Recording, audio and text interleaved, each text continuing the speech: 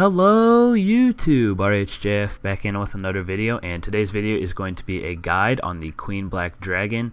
Now, as you see on the screen here, there are some absolute requirements in which you need to do this. If you do not have these requirements, which are 50 agility, 50 summoning, have completed the Song of the Depths quest to take less damage in there and to be able to make super anti-fire pots. If you cannot do all that, go and get the requirements now and then come back to this guide. But now we're going to get into how to get to the Queen Black Dragon. There are two main ways, the first of which is using the Port Sarim Lodestone and then just running northeast. And the second way, which I recommend, is having a captain's log from your ports and then running straight east. There's also a bank in your port as well. And for the gear, I would heavily suggest melee, as it is the best way that I find to kill the Queen Black Dragon. And then for the armor, I would heavily suggest Torva, but Tetsu and Bandos work well. And if you have Barrows, you will find that you won't get as many kills over time. And weapons, I would heavily suggest Drygores, but Chaotix will work just fine. For your cape, Max/Comp Cape, and then Kiln, then Fire Cape, and then a Skill Cape. And then for Familiar, I would heavily suggest using a Yak, but if you don't have a Yak, Unicorn. If you don't have that, use a Tortoise. And for your inventory, you're going to need overloads or super pots and super anti-fire, food, quick teleport, and if you're using the unicorn, any scrolls. And you can see right there, pause now, for my ability bar that I use for the Queen Black Dragon. And now I'm going to show you a little bit of the gear setups that I use. As you can see, I'm in my Bandos right now with my Drygores, and you can see my ability bar. And in my inventory, you can see the overload, the super anti-fire, some super restores to gain back the prayer and rocktails, and my quick teleport, which I use as the captain's log. And this is the setup I would use for a unicorn, which is the exact same thing, but I do have the unicorn scrolls in my inventory, and obviously you would have a unicorn summoned, but I don't for this video. And for this part right here, this is my Yak. This is probably the best method right here. As you can see, same inventory as usual, but in my Yak I have an extra overload and super fire, and rocktails and some extra super restores when I run out of those, and I can just grab them from my Yak. Now for phase 1, and once you start it, I would instantly, right when you get in there, drink your overload and super anti-fire, and you are just going to be basically DPSing the first phase. There isn't much that goes on, other than she does have one attack where she summons a flame wall, which if you don't dodge it will hit you 1500 damage, and it's 750 times 2. And here you can see a clip of the flame wall, or the first phase in action. I'll just kind of talk it over. As you can see here, there's a little motion that she goes through every time. It's sort of like she's waking up, and you can see me right here about to drink my super anti-fire and overload. And then you can just see sort of the ability chain that I use a lot of basics, and then I use one of my thresholds, and then I'd go back to basics, and then I eventually get to a 100% ability bar, and then I tag the first artifact, which is the one closest to you, right behind you, sort of where my mouse is hovering right now. She does use 3 main attack styles, which are range, which is when she kind of flails her head at you, which can hit up to a 2.5k, so make sure at all times you have 2.5k health, because she does use that attack quite often. And she does blow fire like that, which won't hurt you too much, and her final attack is just to bite you, which doesn't hurt you very much at all. And now getting into phase 2, and phase 2 is almost the same as the first, but she does bring in another special attack, which she has, where she will spawn a tortured soul right next to you, and if you let the tortured soul hit you, it will hit you for a 1k, and the flame walls will spawn in 2 pairs, dealing 1500 each, or 750 by 4. And as you saw right there, I did Berserk. One of the pro moves that I would suggest, I say pro moves in quotes, is to Berserk on 2nd and 4th phase to speed up the kills. But other than that, you're basically just doing the same thing you did on the first phase. And as you can see right there, I made the Tortured Soul hit himself, which it takes a bit of practice, but if you time it correctly, the special attack that he does use will hit the Tortured Soul, in essence killing himself, which is a really good thing to do. And then once you have killed it, the artifact is the one you're seeing me tag right now. And if you stand on those, see like how it's kind of red right there, if you stand on that too long, you will be hit.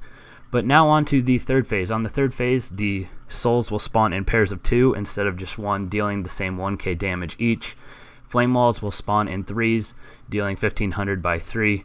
and then once you have killed it, you want to tag the other artifact that's way far away up to the north, as you can see up here. Now for the third phase, you probably want to use your 2 thresholds, Assault and Destroy, and that I find that will wreck the third phase really quickly, and you won't spend much time on it at all. And as you can see there, she went sort of a greenish color, which means she is resistant to physical, which means you will have a harder time with melee, but it's not worth bringing a switch to make this phase go any quicker, because you do still hit pretty hard and you won't have any trouble doing it as well. As you see there, third phase is now over. You simply run to the north and tag the artifact, and then that phase is over. And now for the final phase, which is the hardest phase of the Queen Black Dragon. The souls will spawn in 4s, and the flame walls will come out in 4s as well. In the final phase, she does introduce a new special attack, which I just call the Superheat attack, where it'll pop up in your thing that she's using a Superheat, and it hits you for 1950 every tick you stand directly in it, or 450 every time you are outside of it. And that is what you need to brandish the Royal Crossbow, if that is what you're coming here to do. And as you can see here, fourth phase, much of the same. I did Berserk again. As I said earlier, second and fourth phase you want to Berserk, and then you just simply use basic abilities until you drop the QED.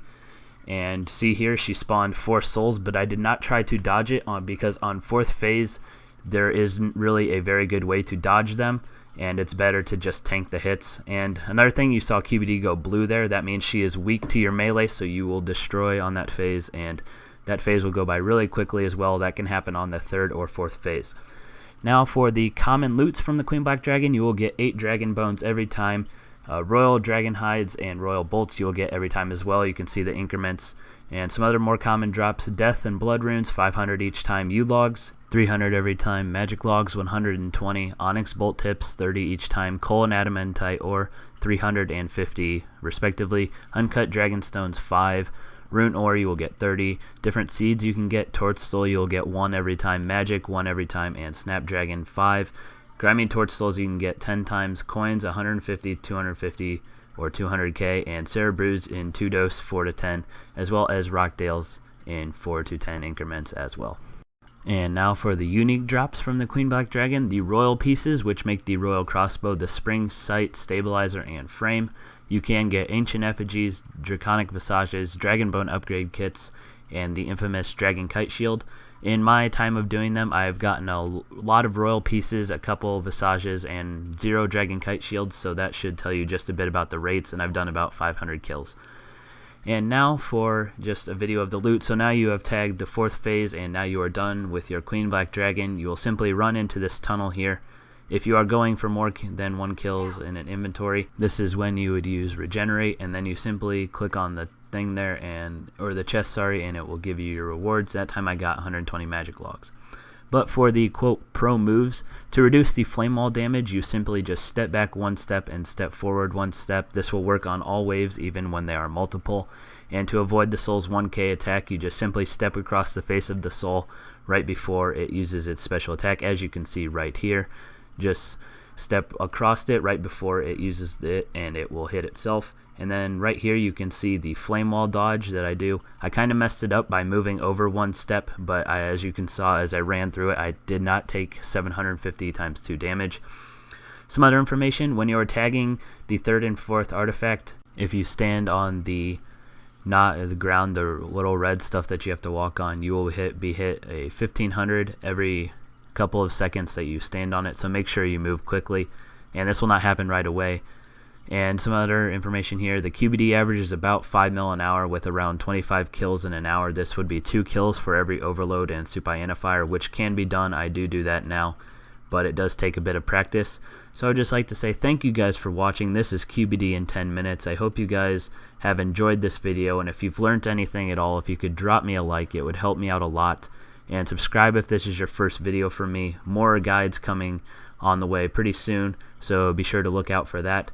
And comment if there's anything you think I could improve upon, and I will definitely do that. But I think that's pretty much it for me, guys. So as always, have a nice day.